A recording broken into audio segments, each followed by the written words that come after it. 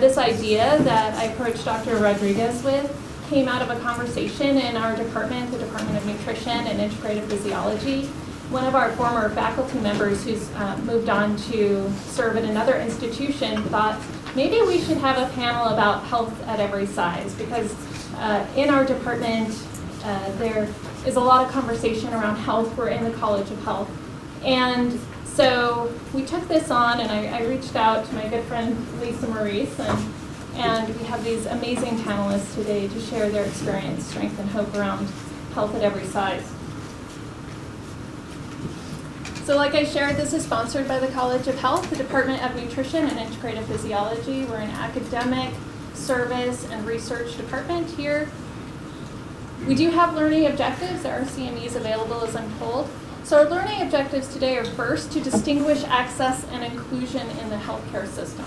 Okay, so we're going to talk about some definitions for that. To develop a shared understanding of access and inclusion and what that looks like from the patient perspective. We're also going to develop understanding of effective techniques to communicate across difference, and that's going to come through our panelists' stories as they share their experience. And then we're going to understand ways to obtain resources in regard to health at every size. So access defined, this is from NCBI. Access is defined as the opportunity to identify healthcare needs, to seek healthcare services, to reach, to obtain or to use healthcare services, and to actually have the need for services fulfilled.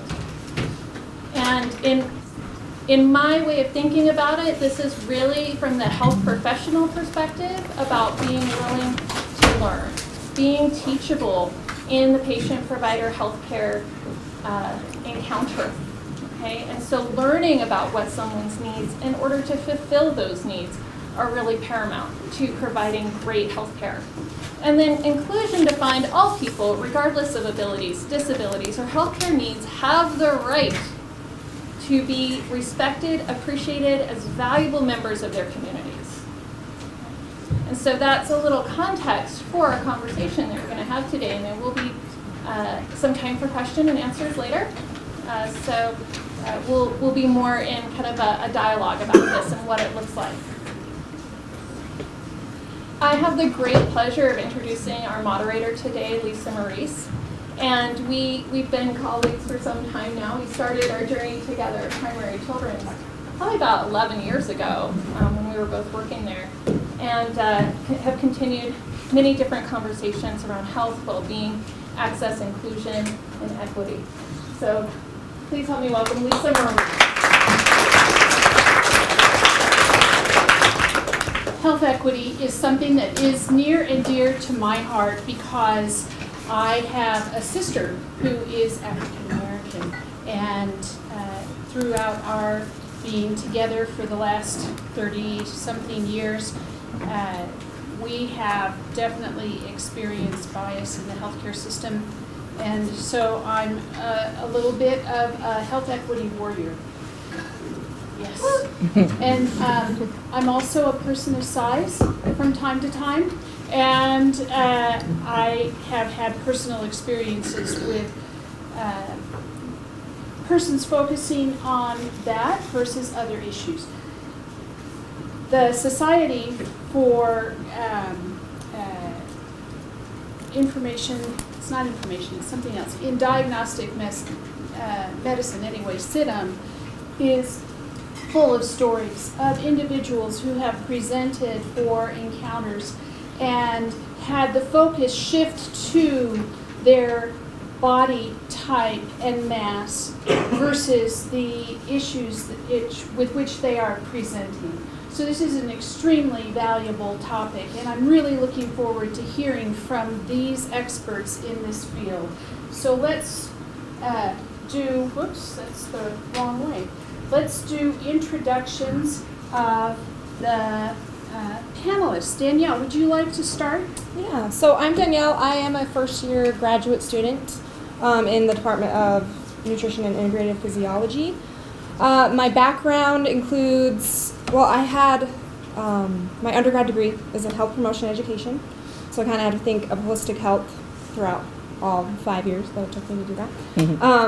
And I got like minors in chemistry, nutrition, psychology, so it encompasses kind of everything, like the scientific complexes that we want to talk about, and like the public health aspect of it. As you can see, my perspective is more of like being motivating, being supported, treating your body in a meaningful way and an honorable way. I think one of the things we're going to want to be sure we do is talk into the microphone. Oh, here. yeah, can you guys hear me? I think it's okay if it stays in the cup. It seems a little odd, but that's the method, right? Can you guys hear me? Leave it in the cup and it'll pick it Then up. you want to pass it down You only to, have the cup closer. yeah, get the Okay. get the cup close. Leave it in the middle. Leave it in the middle. Okay. There we go. Great. There's the expert. That's we have. Okay. So yeah, that's kind of Thank my you. introduction, yes. Okay, Lexi. Hi, I am Lexi Kite. I did my master's and my Ph.D. at the U, finished my Ph.D. 6 years ago, and I run the nonprofit Beauty Redefined with my identical twin sister Lindsay, who runs the nonprofit with me and did her Ph.D. with me, and it was wild. We were the first identical twins to graduate with our Ph.D.s from the U, apparently. It's my claim to fame. I run this nonprofit Beauty Redefined. It's our 10-year anniversary this year, and we do a lot of online activism and education and big speaking events across the country that are focused on body image resilience, the ability to be stronger, not just in spite of the objectifying culture so many of us grow up in and the body image issues we have, but because of that objectifying culture, to kind of use that pain we experience to help us be more compassionate, more powerful, to see our bodies as instruments, not ornaments, which is our big mantra.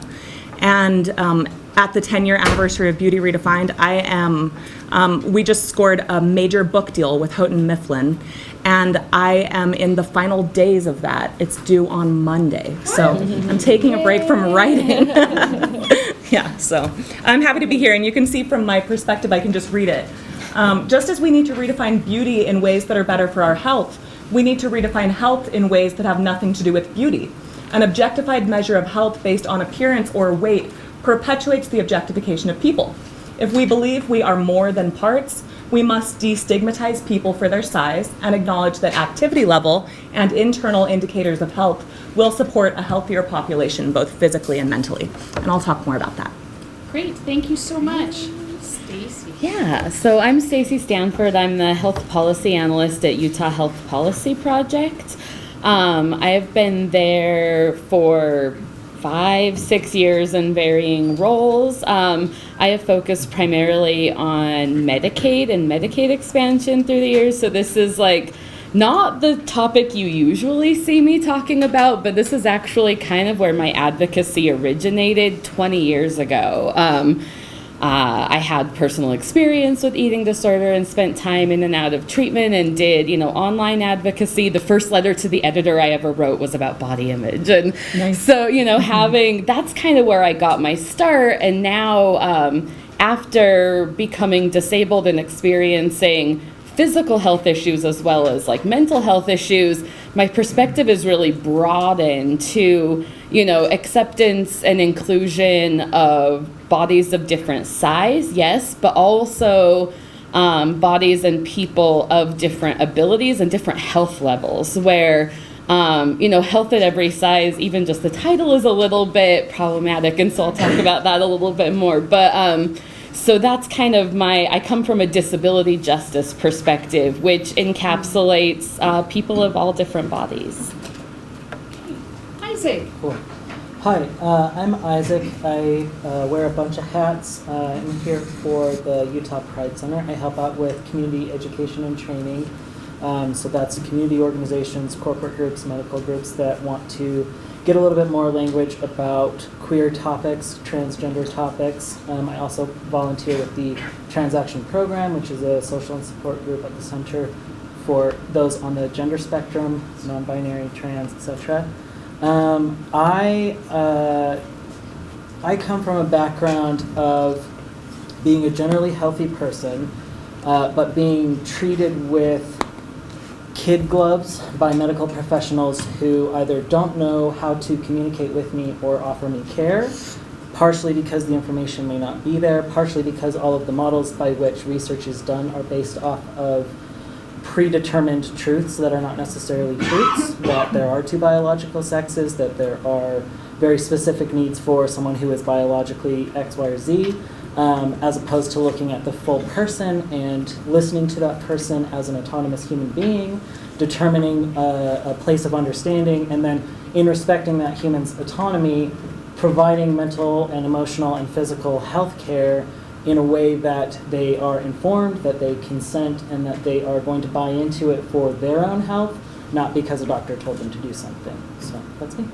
Great, thank you very much, Isaac. So the next thing we're going to do is hear from each of our panelists to give us about an 8-minute presentation regarding what they see is important in terms of access and inclusion in looking at body image. Danielle. All right, so a little bit more on my background. I came from an eating disorder perspective in high school. I was an athlete for my whole life, even collegiate athlete. And I've worked in a variety of healthcare settings and kind of going through all of these like intricacies of getting into or being diagnosed, of having treatment and recovery. You get a perspective of how the system goes. And I think in a lot of instances, it is just like a lab coat and gloves coming in to see you, labeling you a certain way, already coming in with these preconceived ideas about who you are and how you're going to be in the future or what this certain treatment method is, when it should be very, very, very individualized. I also, part of my other background, as an undergrad, I was in SPEAK. I don't know if you guys are familiar with Students Promoting Eating Disorders and Awareness and Knowledge. And so that's just that SPEAK acronym, where we go to different high schools and present information on eating disorders and essentially help at every size and what the healthcare system does for that and how treatment and recovery is addressed. So personally, I wanted to say that's my perspective, and my treatment and recovery, it's unique, but it's also, I think it's something that we can improve upon, and that's why you all are here. There are like five main things I wanted to address, and that is the idea of weight inclusivity, so accepting and respecting diverse body shapes and knowing the cultural backgrounds, and just kind of being aware of that. Just thinking about that is just one thing to consider. Health enhancement, so improving and equalizing access to care. So obviously this panel is about inclusion and access and really pinpointing how we reach out and give that access to people who need it. Respectful care, acknowledging our biases and creating supportive environments. I didn't feel this way, and the reason why, so during my treatment process, the reason why I am doing what I'm doing now as a grad student, I want to be a registered dietitian, I feel like their approach more is a more holistic way of approaching things, is more preventative healthcare, and I didn't have a dietitian on my treatment team when I was in high school, so I think understanding that perspective and kind of realizing that's what we needed and going into like nutrition and physiology and like knowing those scientific complexities, but also knowing, oh, you have to treat the person with respect and you need to understand that all of their environmental factors are into play. And number 4, eating for well-being, promoting individualized eating. Everyone is different. Everyone has dislikes, allergies, cultural references, whatever it may be. And number 5, life-enhancing movement. So kind of figuring out what you enjoy doing as you, whether it's physical activity or exercise, whatever, just living your life and being motivated by that. And so this is kind of more of a strengths-based approach rather than focusing on the negative aspects of treatment and recovery. So focusing on those 5 things is what I kind of laid out. And I think that's mainly what I have. Okay, that was great. Yeah. Thank you so much. Lexi. Okay. I want to point out we missed something in the introductions. You're actually speaking for 2 today. I'm so pregnant, yes. I'll speak for 2. Yeah, I'm really pregnant. And I'll tell you a personal story that has to do with that in a minute. Where to begin? So I told you one of the mantras at Beauty Redefined that is a real paradigm shift for people, which I think can be a real paradigm shift for clinicians, for doctors, for healthcare providers in general, is to think about your own body and the bodies of everybody else, every one of your clients, as an instrument, not an ornament. And that takes into account ability as well. We know that people come in a range of abilities and ability levels. But for people, from a research-driven perspective, if you can see your body from the inside, if you can experience your body, your feelings about your body, your health, what you can do, how you feel, from an insider's perspective instead of that outsider's perspective, what do people think about when they look at me?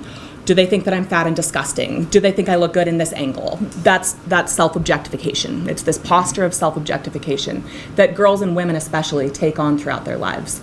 If you can remove that posture and continue to think about yourself as an instrument instead of an ornament, your health changes and your pursuits of health change. So if I'm thinking about, first I'll talk from an individual perspective that you can use for yourselves, because all of us deal with body image issues or love somebody who does. From a personal perspective, when you're thinking about your own health, instead of defining your health according to really objectified numbers like the body mass index or your measurements or your pants size or whatever the thing might be, if you can kind of turn that on its head and think about your own physical health in terms of your internal indicators of health and what your body can do, you're going to get closer to actual health.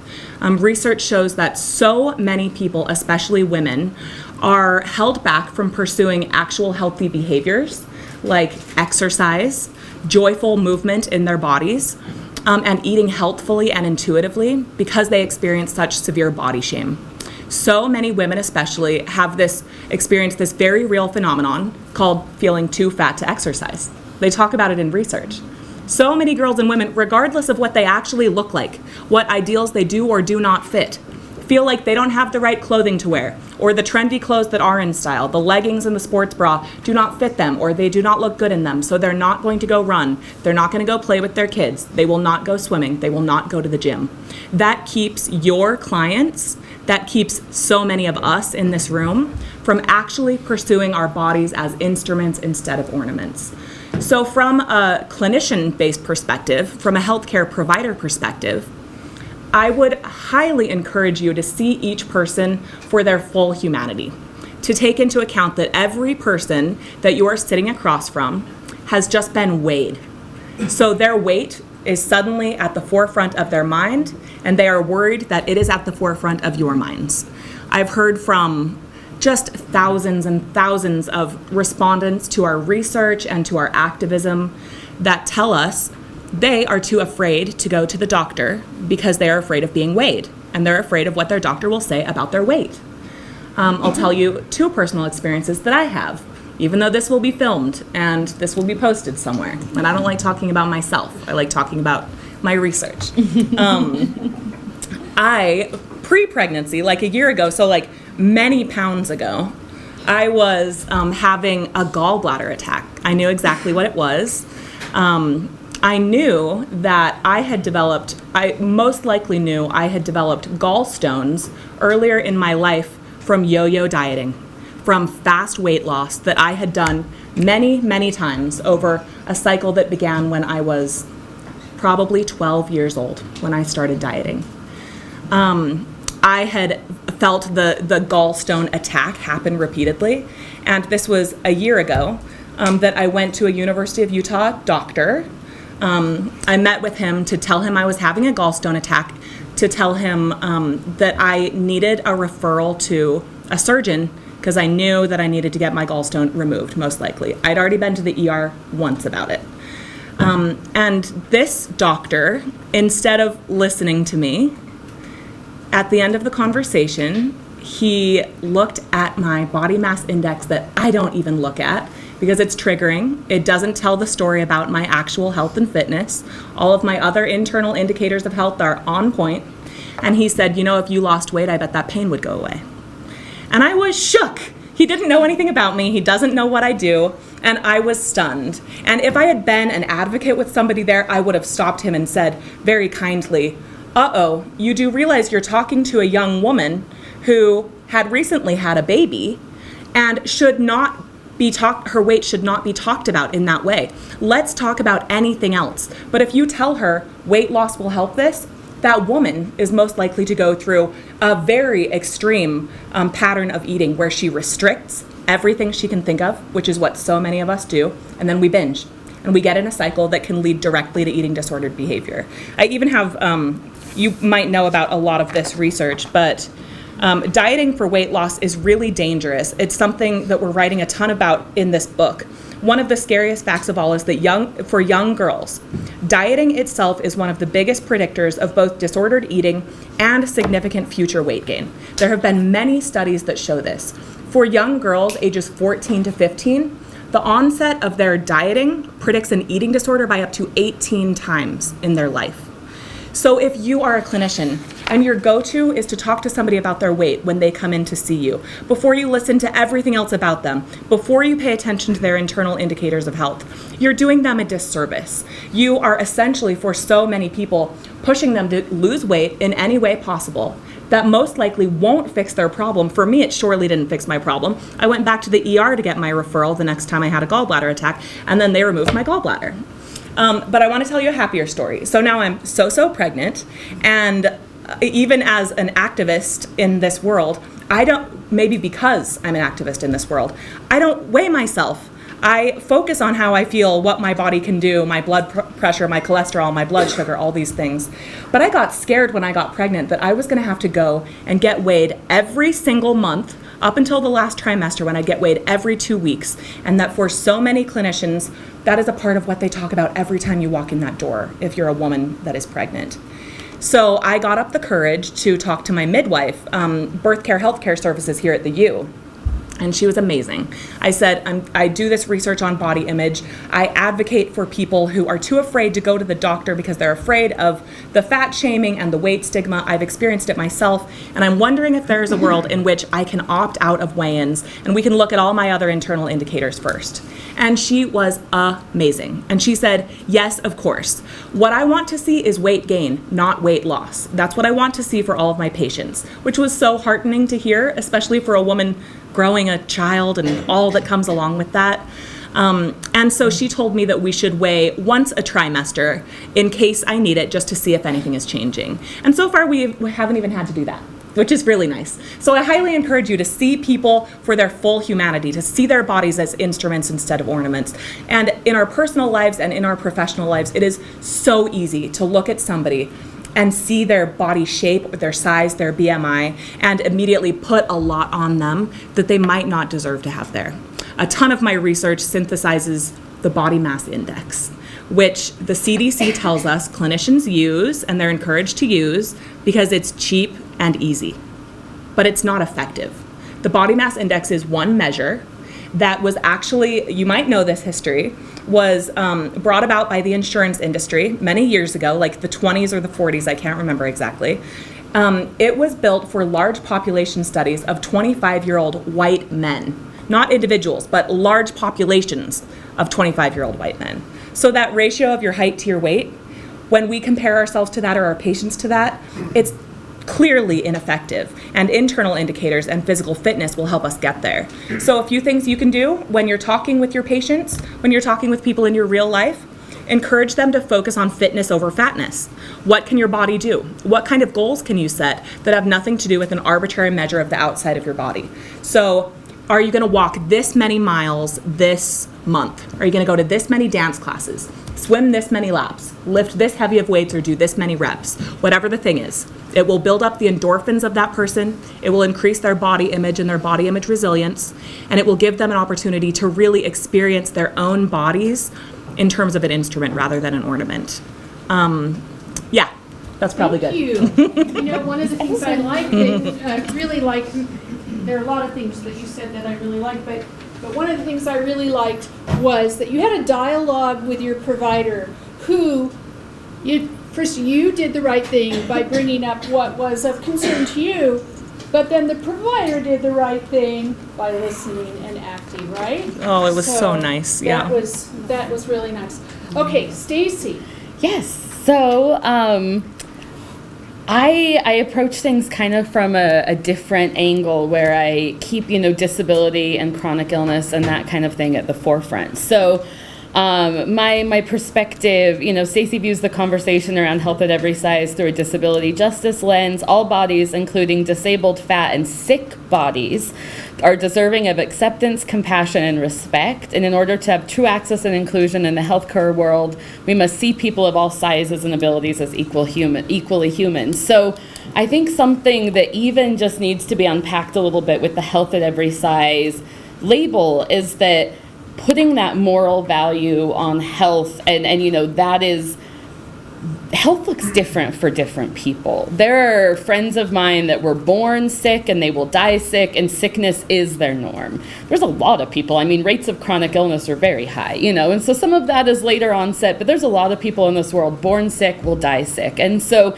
if we have the same metrics for everyone, and if we look at everybody through these same lenses, then things get muddied. And so striving for, health above all might not look the same and will not look the same for different patients. And putting that morality on, we do it starting with fetuses. Well, as long as the baby's healthy, I don't care if it's a boy or a girl. I get the sentiment behind that, but there's a lot of people that have very wonderful, valuable lives that are not born healthy. Yeah. So my advocacy evolved, starting as a teen with, body image and accepting body sizes to suddenly becoming very sick and using a wheelchair almost full time and bedridden almost full time.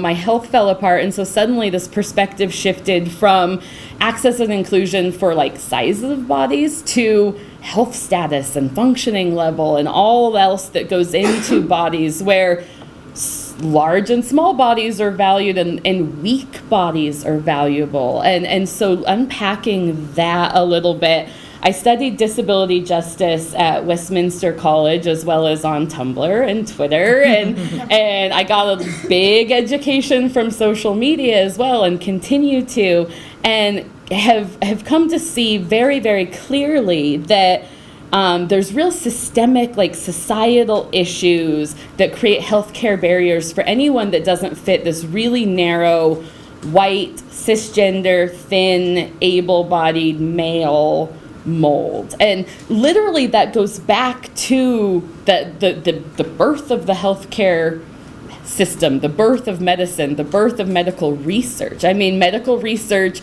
is still really largely conducted on healthy white men as the standard, and we think of even to the point where women's bodies are looked at as hormones are these pesky things. So if we study men without the pesky hormones, then we're actually studying women, right? And that happens with drug trials and things. It's hard to do research on a sick population because that muddies the study, right? You can't control for things if you have patients that have other health issues. Well, then medical research is not being done on chronically ill patients, because I don't know anyone in my online community of sick people that has one chronic illness.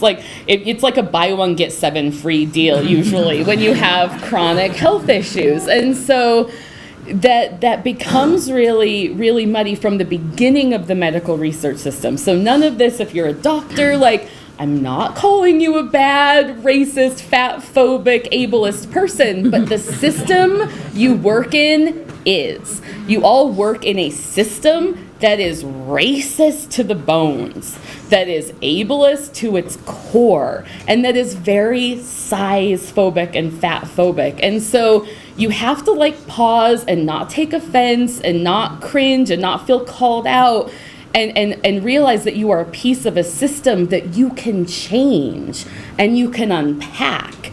And so this starts in really simple ways, running the same tests on a fat person as you would on a thin person.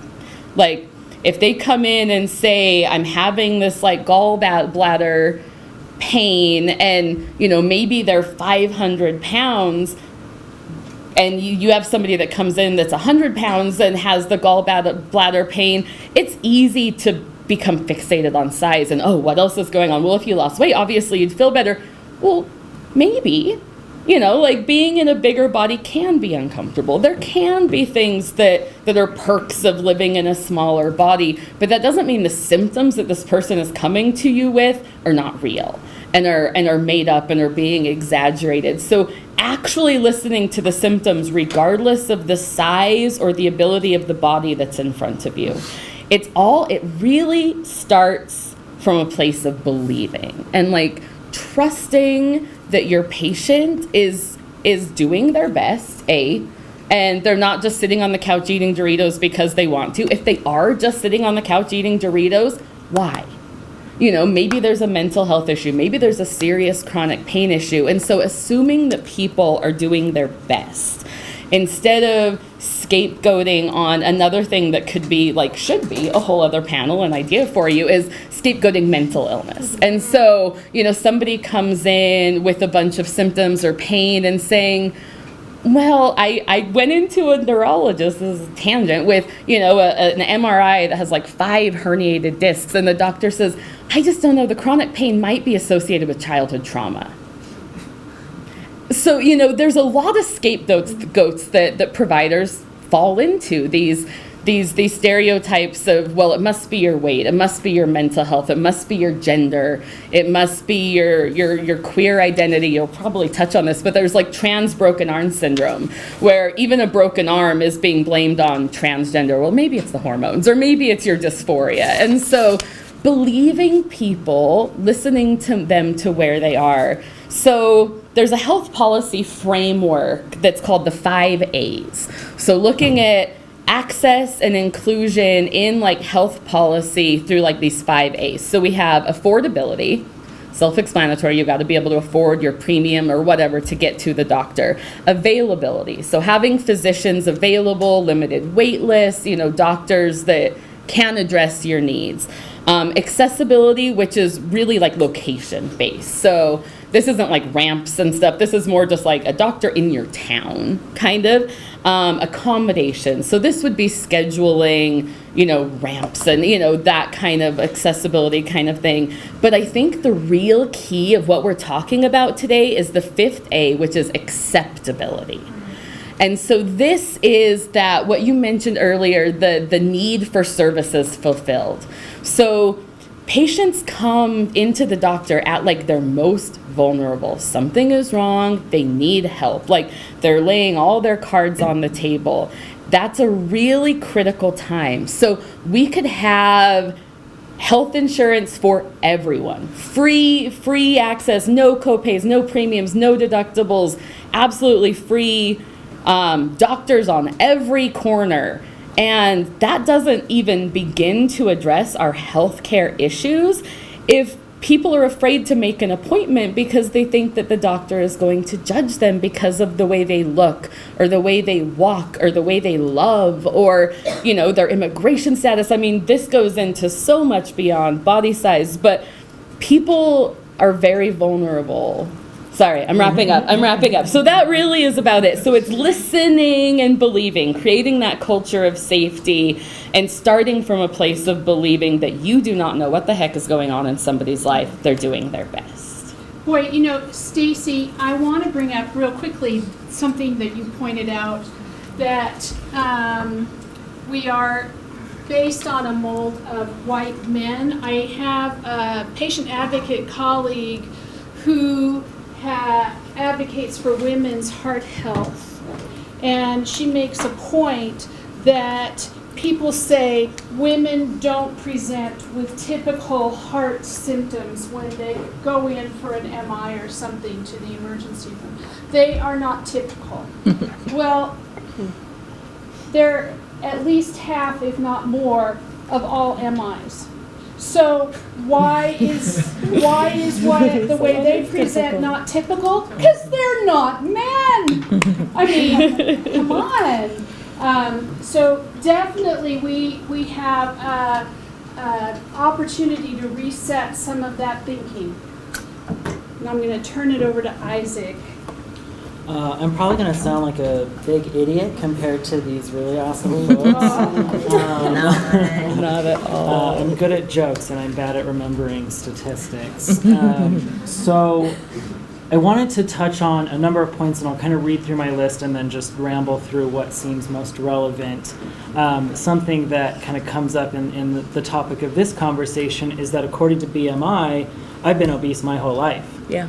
And I've probably been $2 for the last 10 years. So there's that concept of a medical professional, were they to be giving me the same pressure about my BMI as I present today, as they did as I presented 10 or 15 years ago before I transitioned. It was a very different conversation. Mm-hmm. I happened to be athletic when I was younger, and so that topic of conversation wasn't pressured because I was obviously achieving something with my body, therefore my weight didn't matter. So in terms of gender and the concepts around how we treat gender and how we treat different genders differently, I'd like to ask you to engage in some practice of deconditioning on what biological sex is and what it makes up for each individual body. I think the best sample or example I've seen of it so far is that biological sex is more of two bell curves. We tend to have what presents as male and female in terms of the synchronicity of their body parts, their hormones, their chromosomes, things that happened while they were in the womb, things that happened in early development stages as their bodies were still kind of growing after the womb. So when we do studies, and we've kind of beaten that horse down to a group of people that are considered healthy, that we consider the medication, if it works on this group of people, it will work on all group of people of this type and beyond. We don't look at folks with chronic conditions. We don't look at folks who might have mismatches of chromosomes and hormones or chromosomes and genitalia. And so what we end up with are lots and lots of cases where a baby comes out and we can't determine on site what gender we should be ascribing that body to. And we force surgeries on bodies to force them to match up what we think it should be based on the two that we understand to exist. That's obviously bad, putting children through surgeries and then potentially forcing them onto hormones without them ever truly knowing what their identity could have been had their body been left untouched.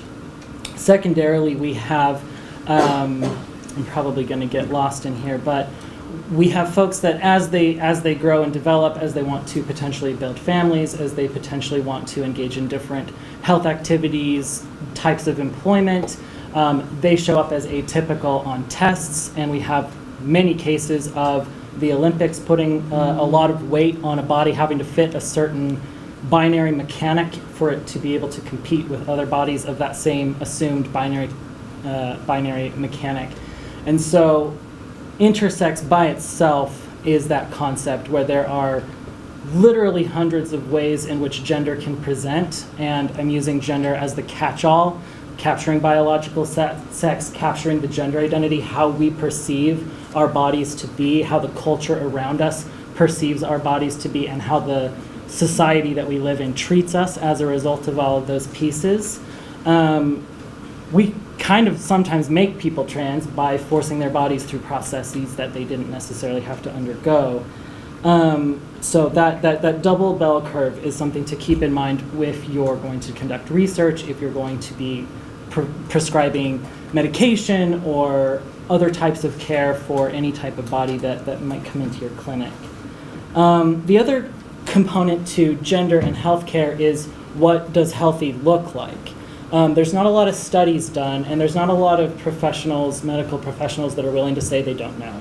So I've often encountered, and folks from my community often encounter folks that, because they don't know, they go ahead and make an assumption based on their understanding of biological sex and gender, and that isn't necessarily always correct. So I wear a hat every day because I'm balding, because my doctors assumed that because I'm a trans man, I need to have a testosterone level that is equivalent to a healthy cisgender man. And what that can actually do when you go through puberty number 2 is shift chemical balances in your body and produce too much. A lot of you might be familiar with how your body produces hormones and the signals that are sent. I think it's like amygdala, GMD, whatever, I don't know. So those signals are potentially being overrun or overflowed, and so some of the approaches to how to even offer services to a trans person in a way that is healthy and supportive can have unintended side effects. We also have, I lost my note, size and gender. So there is this inhumanity that we place on individuals who don't ascribe to what we expect. So if we see somebody and we can't immediately determine their gender, or we see someone and we can't determine their race or their class or their age, all sorts of things, we get confused and we don't know how to treat them, and we don't necessarily know how to communicate with them, and so we often stumble or make misjudgments or use language that isn't necessarily appropriate, rather than pausing, taking a breath, asking them to engage in a dialogue with us so that we can do so. This turns into somebody who is overweight and who has never really been treated as a human by a medical provider or by family or by their peers, not recognizing or accepting themselves in general until far later in their life, if ever, and that person may have other things like a sexual orientation or a gender identity that they never even consider possible for them to explore, because they're already not a human based on ability or size. So looking at queer and trans topics from that lens, a lot of folks who, as they come to accept their bodies as their bodies are, then they start to explore, well, maybe this is the way I want to build a relationship or a family. Maybe this is how I want to express my identity and my gender to the world around me. The final thing that I think I'll touch on kind of plays into an element of enrichment versus improvement. We often treat those who we consider to be lesser in some way, unhealthy, chronically ill, disabled, overweight, older, etc. We treat their progress as the focus of their life, rather than looking at how their lives could be enriched and how they could be leading successful lives for themselves, and what ways in which their enrichment can be proactive for them, rather than, well, we're going to get you care, we're going to have a nurse come and live with you that's going to enrich your life. Again, we're kind of medically saviorizing, being a savior for them without their consent. And cool. And then that gatekeeping can kind of make it difficult to handle the day-to-day. And I didn't even get into how trans people never even go to the doctor. I didn't see a gynecologist till I was an adult man, so. Yeah, I really like what Isaac had to say. I like enrichment versus improvement. I wanted to point out that a key factor in any healthcare equity equation is this thing that you bring with you into every encounter that kind of sits on your shoulder and watches everything and informs what you do, and it's called implicit bias. And you may not even know that it's sitting there on your shoulder and impacting what you do. We're going to open it up now to questions, and we want you to know that there are resources available from the Office of Health Equity and Inclusion. So be sure to visit their website, and this is their URL. But we want to see if you all have any great, piercing, elucidating questions. It's a lot of pressure. If nobody has any elucidating, piercing questions, I have a mundane one. What are these internal metrics that you talked about? I didn't catch them. Cholesterol, blood sugar, blood so objective lipids. ones. Yes, Okay. yes, just internal, Not objective. okay. That was easy. What else? It was a good easy one. Yes. I actually kind of have something that goes off of that. A personal anecdote of mine. I've been overweight most of my life, and at the age of 11, my pediatrician was like, "We need to test for your cholesterol because you're so overweight."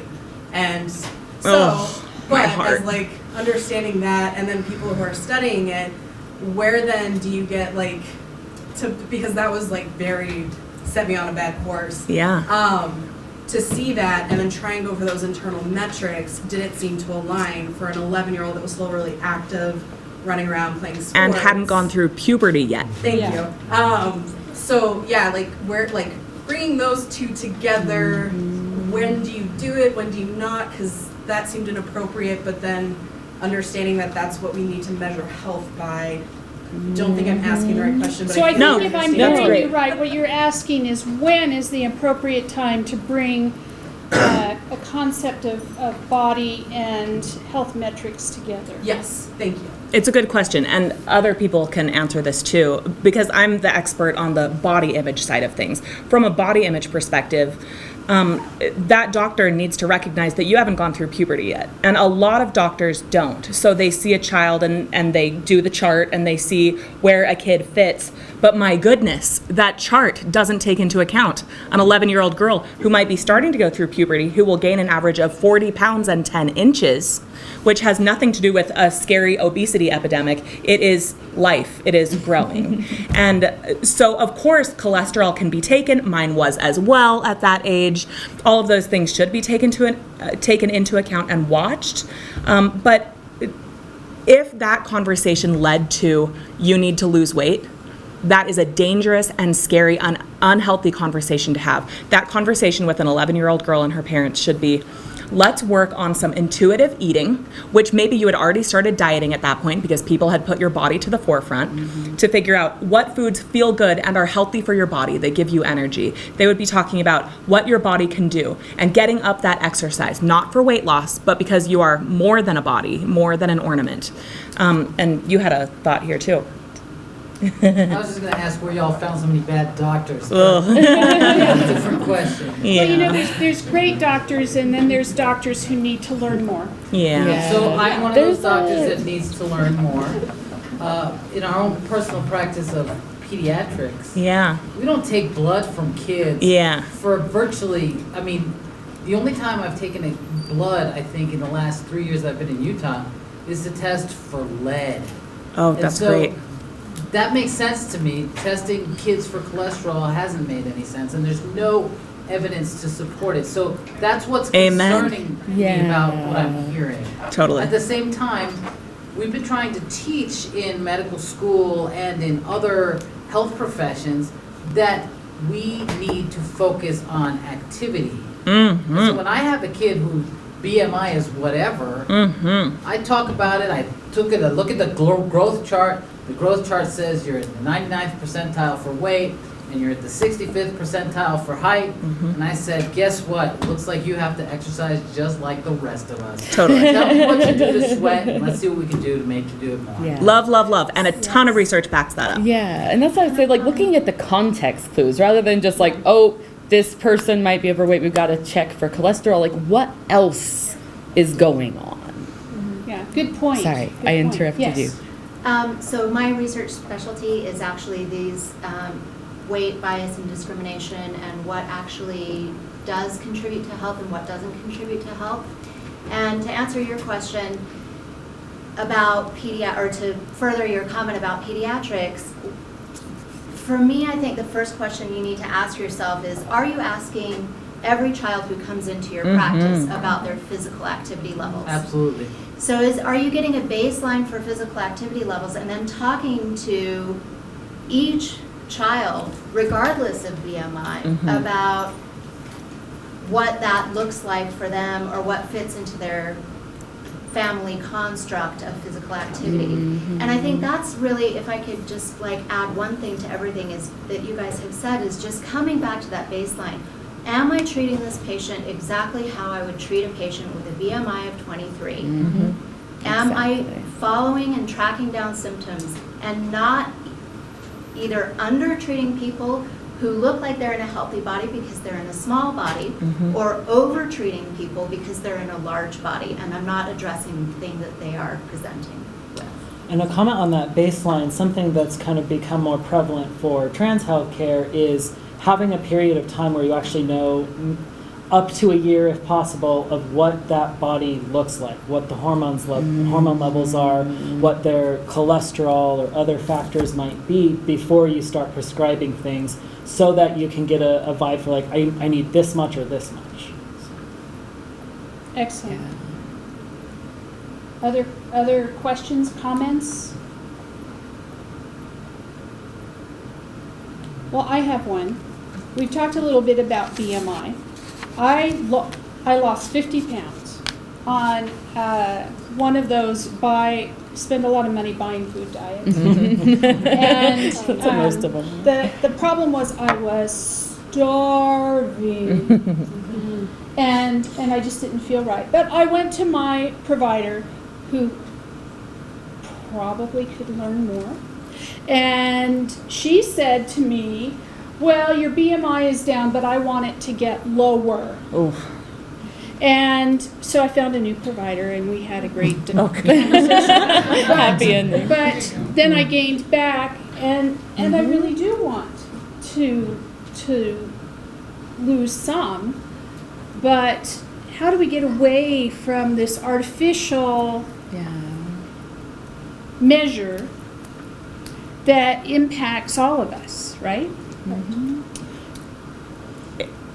There's something Isaac. that comes to mind for me, and I was exposed to this through a somewhat silly but becomes more serious Adam Ruins Everything, and he actually digs further in speaking to experts about stuff. And so he was talking to this researcher from the National Institute of Health who wanted to do longer term studies on those that go on shows like The Biggest Loser.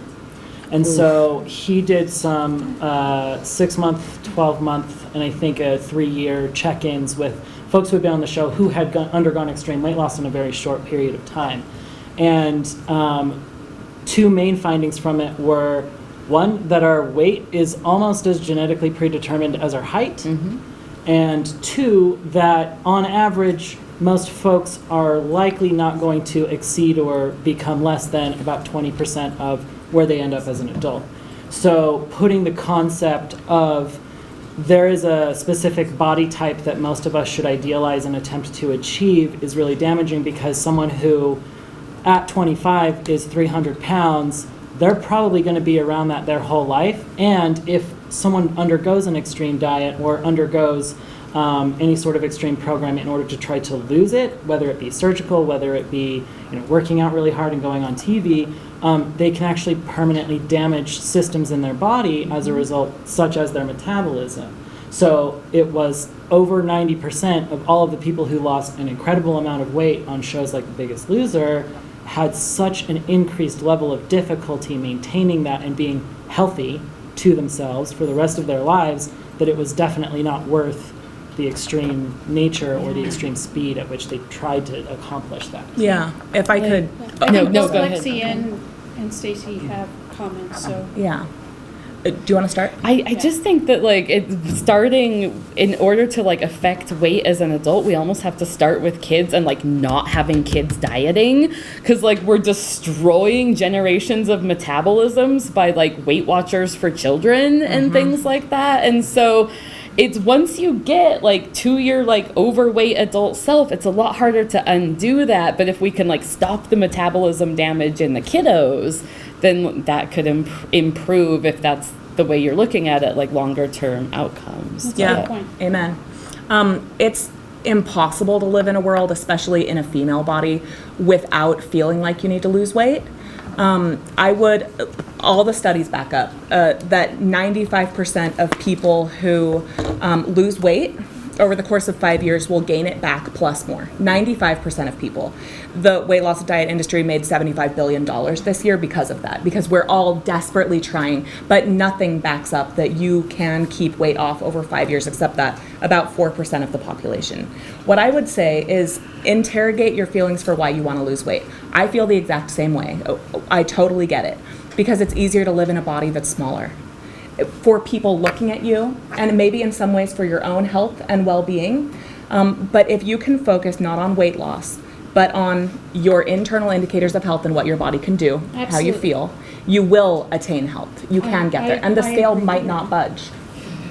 Well, But you might okay, feel better. Danielle has something, and I really want to hear from Danielle. Yeah, so just to kind of, I think this is a really exciting time right now because I think healthcare is shifting into more of a holistic approach and more of like a patient individualization approach. And especially as you can see on this panel, just talking about it and communicating with it, or communicating about it is so important. And I just want to touch on the baseline of communication of how a healthcare provider is with a patient or a client or whoever that may be. And kind of going over the curiosity of your body, so asking more questions and treating everyone with kindness. So I think like that's that. just like Yes, a good perfect summary. conclusion. Treat everyone with kindness. Would you like Yeah. to close us out? I think Sarah Elizabeth will do that. Well, I would like to give a huge round of applause to our panelists and moderators.